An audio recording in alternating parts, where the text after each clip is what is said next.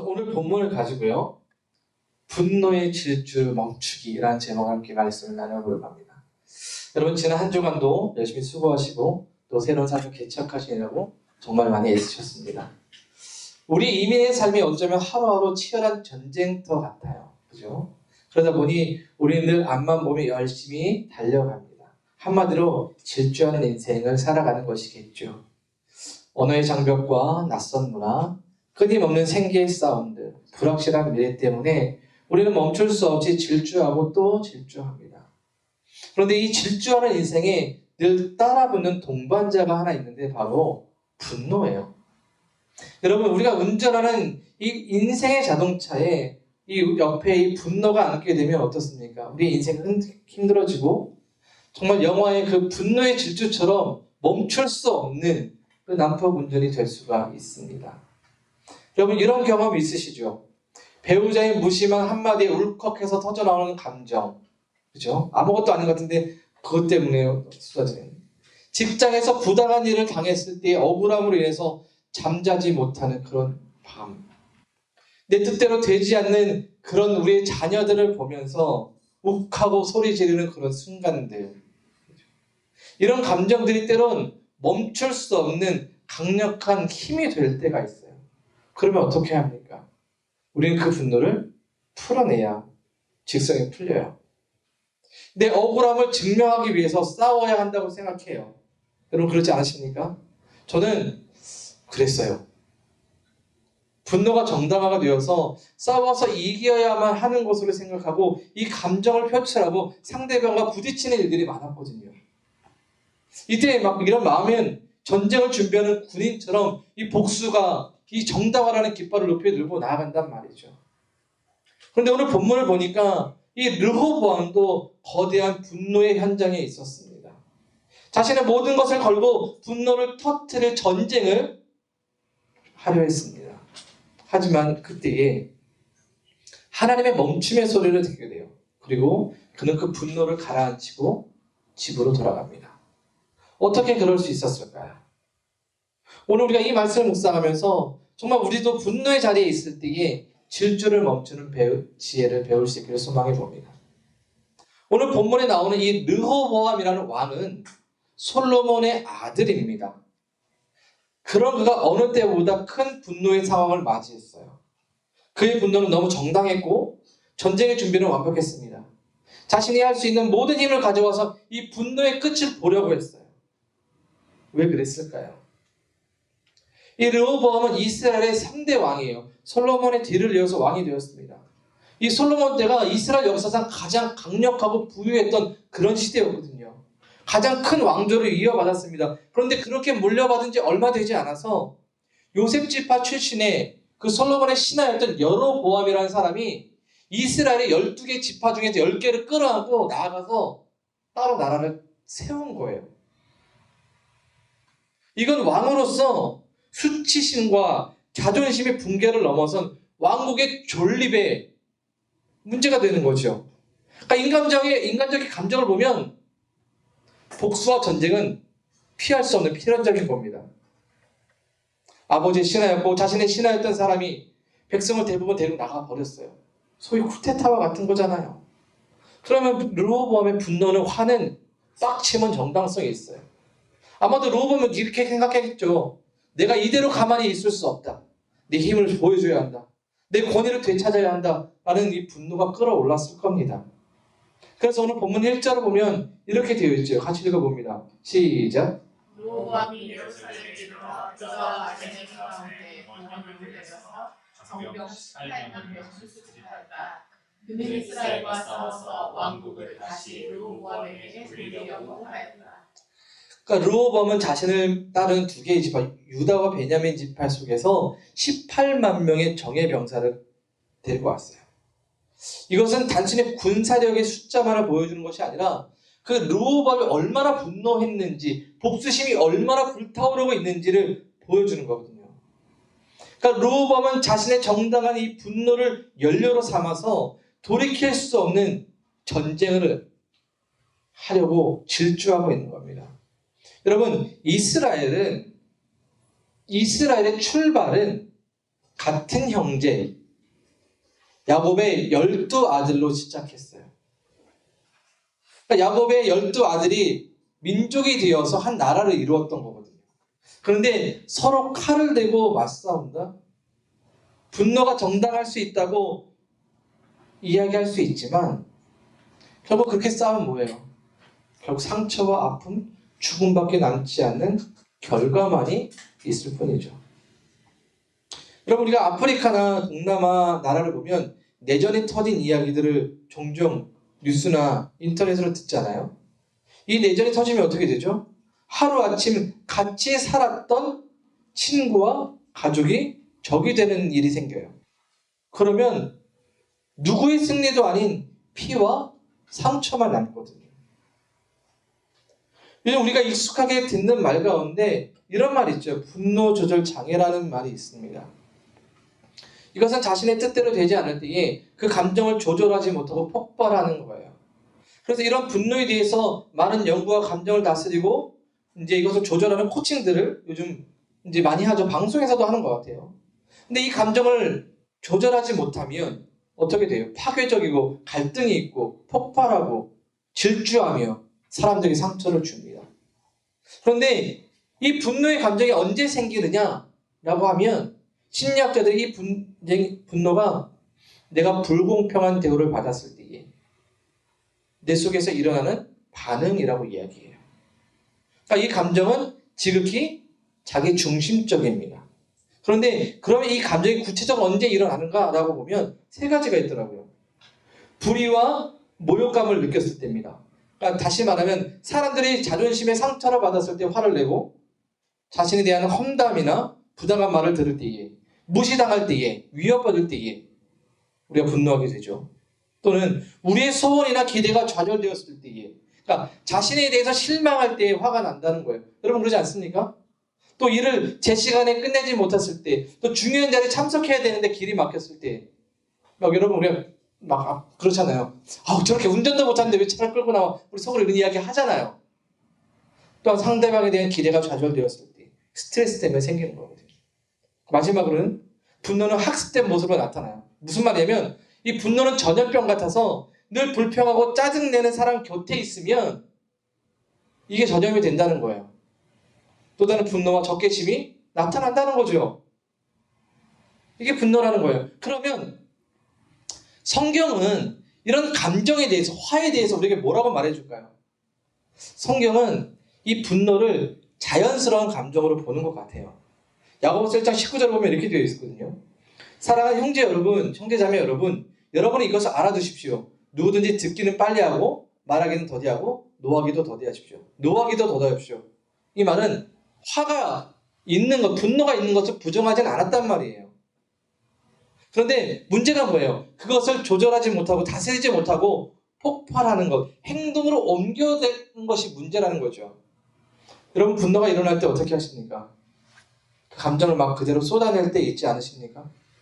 자녀에게, 아내에게, 남편에게, 가족에게, 직장 동료에게, 친구에게 내 분노가 정당하다고 느끼기에 꺼리낌 없이 쏟아낼 때가 있지 않아요? 그런데 이 과정에서 어떤 일이 옵니까? 다툼, 상처, 갈등을 피할 수 없어요. 또 그렇게 쏟아낸 분노가 또 나에게 좋은 결과를 가져다 주지도 않아요. 여러분, 분노를 쏟아낸 가인을 한번 생각해 보세요. 예배를 드리고 하나님께서 아벨의 예배만 받으시니까 가인이 분노했어요. 화가 났어요. 그때 하나님 뭐라고 말씀하셨냐면 너 분노를 잘 다스려야 돼 라고 말씀하셨어요. 그렇게 꼭 집어서 말씀하셨단 말이에요. 그런데 어때요? 가인이 그 분노를 그대로 표출했죠. 어떻게 했어요? 그 분노를 동생에게 표출했는데 돌로 동생을 때려서 동생이 죽었어요. 인류 첫 번째 살인이 그 가인이었는데 그 분노를 조절하지 못했기 때문이거든요.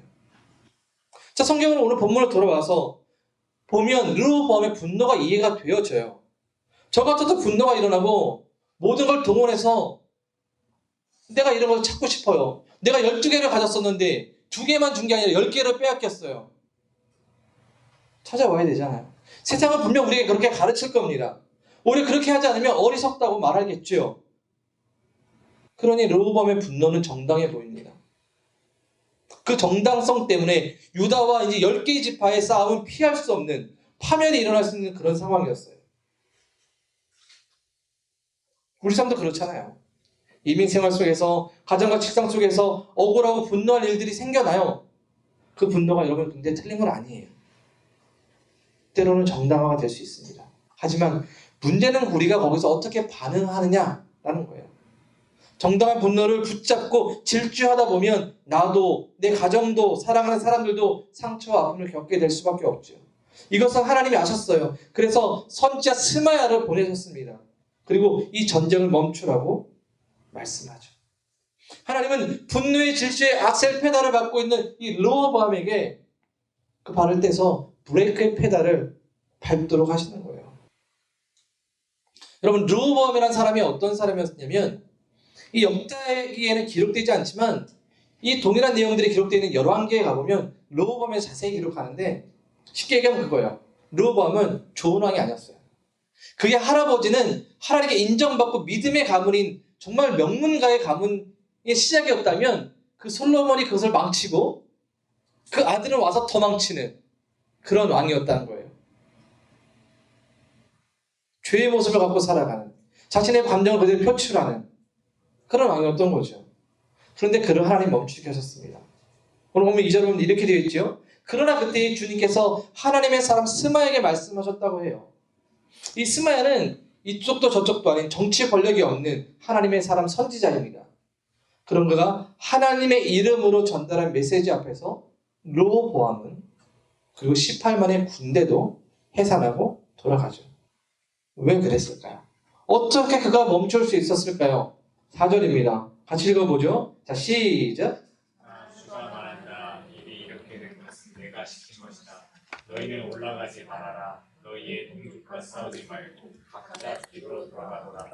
그들은 이러한 주님의 말씀을 듣고 여로보암을 치러가던 길을 멈추고 돌아섰다. 여기서 볼 수 있는 것이 너희 동족과 싸우지 말라는 거예요. 그러니까 개역개정 성경에는 형제라고 번역을 했습니다. 그러니까 형제와 싸우는 것은 결코 좋은 결과가 있지 않죠. 상처만 남아요. 저도 이제 어릴 때 형님과 싸우다 보면 상처만 남아요. 가족과 싸워도 상처 남잖아요. 또 여러분, 이 상처만 남을 뿐만 아니죠. 또 싸우고 나면 어떤 일이 일어나냐면 그동안 다윗과 솔로몬의 왕조 속에서 주변 국가들이 이 이스라엘에게 조공을 바쳤어요. 세금을 갖다 바쳤단 말이죠. 힘이 워낙 세니까. 그런데 만약에 내전이 일어나서 양쪽 다 문제가 생기고 국력이 약화되면 어떻게 돼요? 그동안 밖에 있었던 나라들이 이스라엘을 얼마든지 공격할 수 있는 빌미를 가져다 준단 말이죠. 그러니까 내적으로 외적으로 위기에 처할 수 있는 상황이에요. 그래서 르호보암은 이 하나님의 말씀을 듣고 당장의 분노를 쏟아내는 것을 멈추고 자신의 왕조를 지키고 하나님의 말씀을 따르기로 한 거예요. 그러니까 르호보암은 계산했겠죠. 당장 내가 전쟁을 하는 것보다 지금은 잠시 멈추고 나라를 좀 더 굳건히 하는 것이 훨씬 더 내 계산적으로 낫겠다라는 거예요. 르호보암이 이렇게 순종했던 이유 중에 하나는 그가 좋은 신앙을 갖고 있어서는 아니에요. 그는 이기적인 사람이었거든요. 이기적인 욕심이었던 거예요. 그러니까 그것을 사용했던 거죠. 그러나 우리 하나님은 그런 사람의 이기적인 욕심을 가지고도 자신의 일을 만들어 가시는 분이라는 거예요. 분노가 일어날 때 그 판단이 정확한지 우리는 그렇게 하나님께서 말씀해 주시는 조언을 들을 필요가 있어요. 르호보암이 스마야 선지자가 전해준 메시지를 듣지 않았으면 어떻게 됐을까요? 같은 나라 안에서 내전이 일어나는 형제와 형제가 죽이는 그런 참극이 일어났을 거란 말이죠. 저도 아내와 다툼을 하는데 지금 말다툼을 하면 저희 아이가 방에 들어가 버려요. 제 아예 들어가 버렸어요. 근데 이제 초등학교 6학년 때쯤이었을까요? 5학년 때일까요? 아내와 뭘로 다툼이 있었어요. 근데 제가 굉장히 화가 났던 것 같아요. 그래서 저도 이제 성격이 못돼서 막 화가 나면 막 껐짝거리고 막 긁거든요. 제가 못돼가지고. 그래서 내가 막 못되고 막 긁어대고 쏟아내고 있으니까 아이가 듣더니 저를 팍 잡더니 대리 스탑 이렇게 하더라고요. 멈춰! 라고 하더라고요. 엄마가 힘들어하잖아! 라고 한마디를 하는 거예요. 그 말 듣고 딱 생각했죠. 내가 심했구나. 내가 멈춰야 되는구나. 라는 생각이 들었어요. 거기서 멈췄던 기억이 있습니다.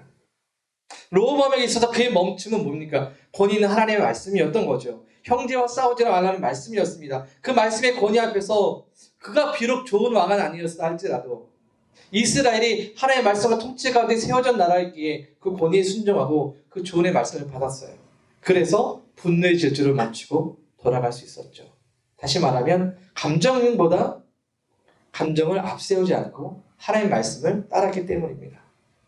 여러분, 우리는 완벽하지 않아요. 저는 흠이 정말 많거든요. 그렇게 우리가 죄의 모습을 갖기도 하고 분노의 질주를 달리죠. 우리 특히 사춘기 아이들을 돌아보면 참다가 제가 폭발할 분노의 질주 다르면 제가 쏟아놓고 제 아이의 얼굴도 상하지만 제 얼굴도 상하거든요. 그때 우리 감정을 앞세우기보다는 말씀 앞에서 우리 감정을 한 번쯤 돌아볼 필요가 있어요. 하나님의 말씀의 권위에 우리의 감정을 내려놓을 때에 우리는 질주를 멈출 수가 있습니다. 보면 4절을 다시 한번 보겠습니다. 노란 글자만 읽어볼게요. 시작. 내가 시킨 것이다. 르호보암이 질주를 멈추게 된 또 다른 이유가 하나가 여기 있어요. 이게 아마 결정적인 이유인데 나 주가 말한다. 이 일이 이렇게 된 것은 내가 시킨 것이다 라는 거예요. 이스라엘의 두 개의 나라로 쪼개진 것은 하나님께서 하신 일이라는 거죠. 왜 이렇게 되었냐면 이스라엘은 다윗의 왕조를 지나 솔로몬이 그 이스라엘 왕위를 물려받았어요. 그때 이 솔로몬이 하나님께 지혜를 구하면서 하나님 제가 듣는 마음을 주셔서 제가 이스라엘 잘 다스리고 싶습니다고 할 때 하나님 마음에 들어서 그래 내가 너에게 지혜도 주고 부도 주고 명예도 주고 다 줄게라고 했어요. 이 솔로몬이 가진 지혜로 솔로몬은 잘 다스렸거든요. 근데 문제는 시간이 지나면 지날수록 하나님의 뜻을 구하지 않고 자신의 지혜를 세상적인 방법으로 사용했어요. 물론 그가 했던 지혜는 타고냈기 때문에 나라는 부유하고 강하고 튼튼했습니다. 매년 666달란트의 금이 세금으로 들어올 만큼 부유했어요. 성경을 보면 솔로몬의 나라는요, 은은 발로 차고 다닌다고 했어요. 궁전에서. 그만큼 부유했단 말이죠. 그런데 그가 그렇게 나라를 이끌어간 방법이 하나님 보실 때에 정직하지 않았던 거예요. 그래서 하나님께서 너무 화가 나셔서 내가 너를 보며 이 나라를 쪼개놓고 싶은데 네 아버지를 봐서 내가 지금을 하지 않고 네 아들 때에 대해서 이 나라를 쪼개놓을 거라고 말씀하셨어요. 그러니까 지금 이스라엘이 르호보암이라는 사람과 여로보암이라는 두 사람을 중심으로 나라가 나뉘게 된 것은 솔로몬으로 인해서 하나님께서 허락하신 일이었다는 거죠.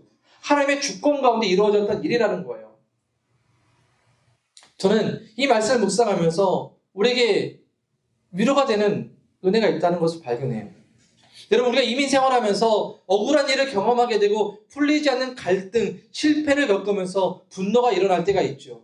그리고 이것 때문에 자책하고 몇 날 며칠을 뜬 눈으로 지새워요. 잠을 못 자죠. 그때 우리는 일이 이렇게 된 것은 내가 시킨 것이다라는 이 하나님의 말씀을 붙잡아야 해요. 내가 통제할 수 없는 고난의 영역을 하나님께서 하신 일로 인정할 때에 분노의 질주를 멈추고 우리는 평안을 얻을 수가 있어요. 저희 아내가 직장 생활하면서 공부를 하겠다고 마음을 먹고 이제 나라에서 이제 돈을 내어주는 공부를 하겠다고 마음을 먹고 이제 직장을 퇴사하고 거기에 가서 공부하고 뭐 이제 우리 뭐 12학년 해야 되는 뭐 과학 사이언스도 해서 열심히 시험을 보고 했어요. 근데 문제는 이제 공부를 해야 되는데 거기서 나라에서 돈을 못 주겠다는 거예요. 갑자기 나라에서 돈을 못 준대요. 직장도 퇴사했고 나라에 돈 학비는 안 주고 당장 생활비는 없고 그 과정에 무려 한 2개월 넘게 막 끌고 왔던 거죠. 그러다 보니까 계속 스트레스예요. 이게 그러니까 아내가 맨날 며칠을 고민하는 게 내가 괜히 직장을 관뒀나, 내가 괜히 공부한다고 했을까라는 이야기들을 하더라고요. 그래서 그 시간의 여파가 거의 한 6, 7개월, 8개월까지 저희 가정에 쭉 오더라고요. 그러면서 결국에 이제 다시 이제 직장으로 돌아갔죠. 이제 지금의 직장이 아니라 다른 곳으로 돌아갔죠. 그러면서 우리가 가졌던 고민이 하나님은 왜 우리에게 이 일을 하셨을까라는 거였었어요. 분노가 나고 막 학교가 그렇게 이제 그러니까 정직하지 않고 하니까. 근데 시간이 흘러서 한 1년쯤 흘러서 보니까 아, 당신이 그거 공부를 하지 않는 게 하나님 뜻이었어. 당신 그거 공부해서 더 했으면 당신 몸이 견디지 못했을 거야 라는 것이었습니다. 아내가 진료실 안에서 근무를 했거든요. 근데 진료실에 근무하다 보니까 몸에 상함이 오잖아요. 계속 아팠던 데가 아팠어요. 근데 그 공부를 했으면 여전히 그 진료실 안에서 늘 아픔과 육체적 고통을 가지고 아마 일을 하지 않았을까. 그런데 그걸 하지 않음으로 인해서 이제 밖에 나와서 일을 하거든요. 물론 일을 하면서 뭐 스트레스나 그런 게 없는 건 아니겠지만 그것이 분명 당신에게 더 좋은 결과를 가져왔다는 것을 아내에게 함께 나누었던 적이 있습니다. 여러분, 우리가 살아가다 보면 때로 이 과정이 받아들이지 않고 왜 나에게 굳이 이런 일들이 일어났을까 하는 시간들이 있겠죠. 그러나 합력하여 선을 이루신 하나님께서는 지금 과정이 있어야 할 이유를 반드시 때가 되면 깨닫게 하세요. 르호보암은 지금 이렇게 나라가 나뉘게 된 것을 하나님의 결정이라는 사실을 받아들였어요. 그래서 그는 돌이킬 수 있었죠. 여러분, 우리 삶 가운데 닥쳐오는 고난과 어려움들, 분노, 이 과정에서 우리 하나님 침묵하지 않으시고요. 여전히 우리에게 말씀해 주세요.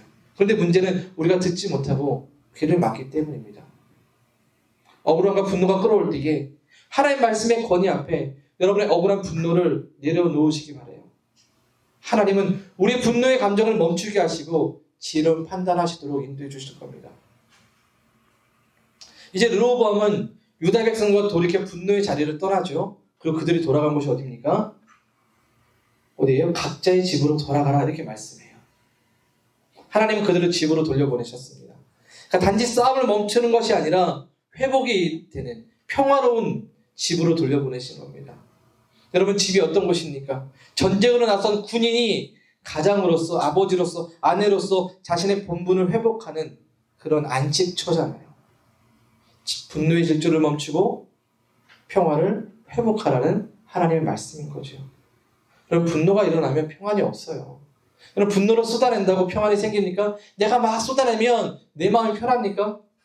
그것을 받는 사람도 쏟아낸 사람도 평안하지 않거든요. 그런데 우리는 그것을 잊고 분노를 쏟아내요. 남편에게, 자녀에게, 아내에게, 친구에게, 동료에게 쏟아내줘요. 우리는 질주를 멈추지 않아요. 여러분, 하나님께서 우리 인생에 주시려는 것이 뭐냐면 예레미야 선지자를 통해 이렇게 말씀하셨어요. 29장 11절에서 같이 읽어봅니다. 시작. 너희를 두고 계획하고 있는 일들은 오직 나만이 알고 있다. 내가 너희를 두고 계획하고 있는 일들은 제한이 아니라 번영이다. 너희에게 미래에 대한 희망을 주려는 것이다. 나 주의 말이다. 여기서 이 번영이라는 말을 평안으로 우리는 이해할 수 있거든요. 그러니까 하나님께서 우리의 삶 가운데 계획하시는 일들이 분노와 다툼과 상처와 아픔이 아니라 평안이라는 거예요. 미래에 대한 소망, 희망이라는 것이죠. 그러니까 우리 인생에 일어난 이런 억울함, 아픔, 그로 인해 생겨나는 분노가 있다 할지라도 하나님의 일하심을 인정하고 감정을 앞세우지 않고 말씀을 따라 살아간다면 하나님은 지금의 이 과정을 평안으로 그 희망으로 뒤바꿔 주십니다. 비록 르호보암이 계속해서 악한 모습을 보였기에 그는 실패했지만 그가 하나님 앞에서 정직하고 더욱 말씀 앞에서 겸손히 자신을 다스렸다면 역사는 변했을 겁니다. 사랑하는 여러분, 이제 우리의 삶의 현장에서 일어나는 분노, 억울함의 질주를 멈춰야 합니다. 우리의 지혜 있는 멈춤은 결코 패배가 아니라 평안이 될 것이고 희망을 넘어 승리가 될 것입니다. 감정을 따르는 감정의 노예가 되는 대신에 하나님의 뜻을 따르는 용기 있는 결단이기 때문입니다. 여러분의 마음속에 18만 군사가 소집된 분노의 영역이 있다면 혹 그것이 가정이라면 1분의 멈춤의 브레이크를 밟고 이 일은 하나님이 주관하십니다 라고 외쳐보시기 바랍니다. 그 1분이 가정의 내전을 맡게 될 것이고 그리고 나의 정당성을 주장하기보다 배려하고 예배의 자리로 돌아가시기 바랍니다. 또한 이민 생활과 직장과 관계 속에서 부당한 대우를 받을 때에 복수심과 좌절의 질주를 멈추십시오.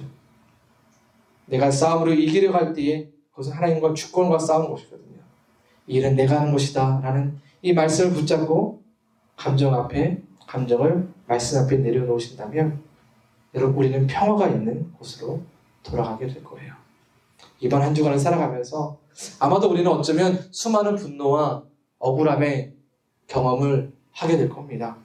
그때 우리가 오늘 말씀을 기억하면서 전쟁이 아닌 평안히 삶 속에서 경험될 수 있기를, 또 하나님의 주권과 그분의 일하심을 인정하며 하나님이 여러분의 삶 가운데 부어주시는 희망과 번영을 경험할 수 있기를 주님의 이름으로 축원드립니다.